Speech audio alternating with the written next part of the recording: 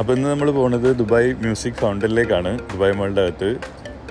ഇവിടെ മാളിൽ ഒരുപാട് ആക്ടിവിറ്റീസ് ഉണ്ട്, കംപ്ലീറ്റ്ലി ഫ്രീ ആണ്. അപ്പോൾ എക്സ്പ്ലോർ ചെയ്യാം. പിന്നെ മ്യൂസിക് ഫൗണ്ടൻ്റെ ടൈമിംഗ് വരുന്നത് എല്ലാ ദിവസവും 6 PM to 11 PM ആണ്. എവറി ഹാഫ് ആൻ അവറിൽ ഷോ ഉണ്ടാവും. അപ്പോൾ ഇനി സീനറി.